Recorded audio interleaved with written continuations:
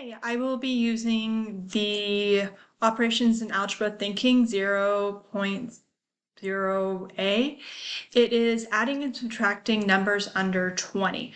So what this would mean to have a universal design for learning is to have some students with 20 blocks. They can add the blocks, they can split them up, they can do many different things with the block.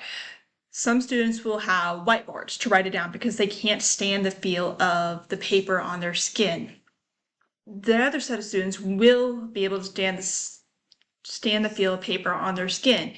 These students will be able to add and subtract problems. Some students may be using a number line, some students may be using something else. So using this, we can go through each different method. The students can then figure out which one they want. Each student will receive each method or piece of paper, whiteboard, whatever you would like to call it, and then to solve the problem. Be using these methods to solve the different problems. Using the choices we have, you can use a screencast to demonstrate these problems. Using the many different choices that they have, you can use it just in the webcam, kind of what I'm doing, or you can have webcam and the screen, or you can have just a screen. Using just a screen, you can use a voiceover to talk about and demonstrate what your subject is going to be.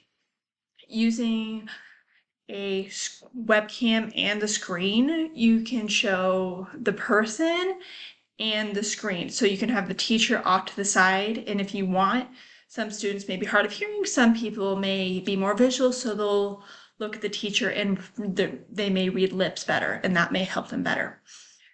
Some of the students will just be focusing on the PowerPoint presentation to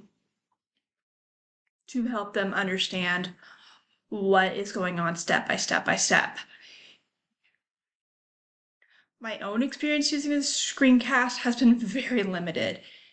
If you may notice that I am talking with my hands, some of it is a little bit of signing, which may help the students. However, some students may find it distracting, so they will put me off to the side. If the students during the screencast are more hard of hearing or deaf, which I hope to be working with, then I can help those students using sign language.